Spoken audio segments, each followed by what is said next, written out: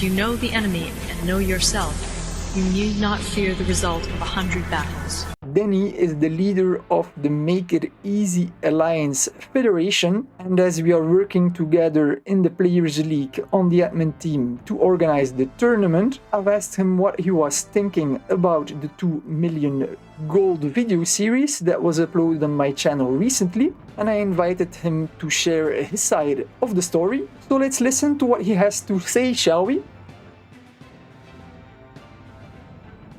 Hello, I'm Danny, a representative of the Make It Easy Federation. I would like to comment that this years I spent 2 million gold. There were 3 of our guys on this map, Finland, Arkansas, and Volga. None of them spent gold. We have screenshots of our request to technical support asking for information about spending gold on this map, but no one ever got a response. You saw the big armies of the Volga, Siberia, and Arkansas, so we got the impression that the guys used gold. The explanation is simple. There was still K. Saxton in the coalition who was not active, but he sent all his resources to the guys who were active. Finland was often passive due to his studies, so he also sent his resources to the Volga. Therefore, Volga had a huge amount of resources. Thanks to them, he built level 3 recruiting stations everywhere. The Volga guy produced a lot of armies because he always had a lot of manpower. I also want to say that all the guys from our federation behaved decently. There was no toxic behavior. The guy who played for Subway made some statements in the newspaper, but our guys asked him not to do so. Unfortunately, Subway did not always listen to our words because he is a player from another alliance. In general, the map was very interesting. On behalf of the Make It Easy Federation, I wish your YouTube channel successful development. We enjoyed watching your videos. Good luck. Alright, according to Danny, Finland, Arglinsk and Volga Perm didn't use any gold. I know that Danny has been working hard to create a gold-free alliance federation and to enhance their reputation, but this reaction is somewhat surprising for me, because if Volga Perm didn't spend gold, then please explain to me how it is possible that Volga Perm was having air bases in provinces that he just conquered as an airstrip level 1 in a province with 25 province morale needs at least 4 hours to be constructed. So no, Volga Perm definitely golded air bases, a lot of them. I suspect also Arglinsk golded some air bases for Volga, but I have no proof of that. I've always said in the series that I didn't see Finland using gold and that I thought he was playing clean, but I was having doubts of Arglinsk. Another suspicious fact is that soon after the game ended, Volganisi quit the alliance Make It Easy 2, and November 7th he founded his own alliance, of which he is the sole member. Now, I don't believe a lot in coincidence, and so I think that Not So Serious has been kicked out of the alliance due to his gold use in my game. In the start of the game, I've wrongly mistaken Kazakhstan for a Make It Easy player. He's actually the leader of a befriended alliance, which is why he was in the game with other Make It Easy members, and Siberia was just a random player that they accepted in their coalition. We all know that Siberia was using gold and that he was a toxic player, but he didn't have any connection with Make It Easy, as Danny also stated. They contacted support to get more information about the gold spending on the map, but they didn't get a response. Doesn't surprise me. Unfortunately, the support team is not always responsive. Normally a game is being deleted from the server 14 days after the map has been won, so I would be very surprised if support would be able to dig in a game that ended months ago, because the game was recorded in July.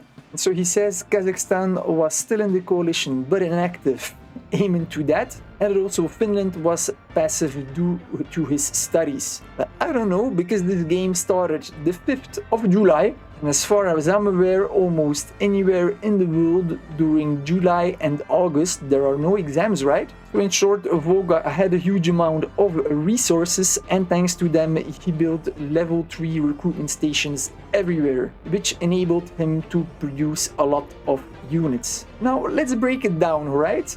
At day 8, this here is the situation. You can see that Siberia has conquered a lot of territory. Also, Kazakhstan has expanded, but not a lot. Volganisi also didn't expand a lot. Arglinsk expanded a lot, and also Finland expanded quite a bit. When we go to the diplomacy menu, you can see that South Sudan is ranked number 1, followed by Arglinsk. I was ranked 4 with Southwest Africa. Then we got Siberia, who was ranked 7th, followed by Finland with 220 points. So even though Siberia covered a lot of territory, he doesn't have a lot of victory points, whereas Finland conquered less large territory but managed to get a lot of points anyway because the cities are more concentrated. Big absent player here is Kazakhstan, which is normal as he was inactive, and also Volganisi is not in this ranking list because he only had 130 points. And so if he was so active as he received all the resources, why didn't he expand? That's already a first question. Now a second question is, if Volganisi had all that manpower, all those resources, then why at day 8 was he only ranked at the 16th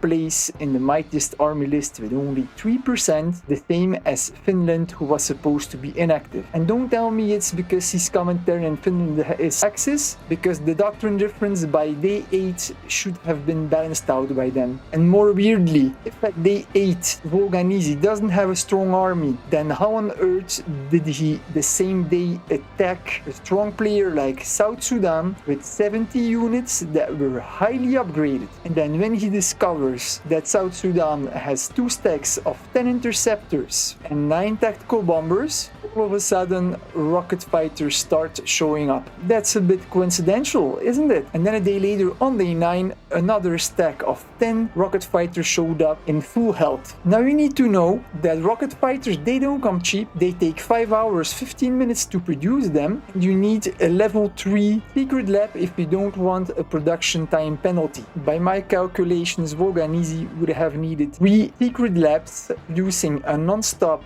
for 36 hours and 45 minutes to be able to pop out 20 rocket fighters. However, he hadn't used air until he discovered what kind of air force that South Sudan had, and he realized he was in a big trouble. And then those rocket fighters start popping up, and they started popping up frequently because at day 12 he already had 40 of them. And I'm not even mentioning all those air bases that popped up throughout the whole game. I mean, you can have a strong economy, you can get resources from your allies, but then still you don't have an army like Volganisi did. And the fact that he left or was kicked, I don't know, out of the alliance when the game ended. I mean, personally for me, the statement of Denny hasn't really changed my mind. Let me know what you guys think in the comments.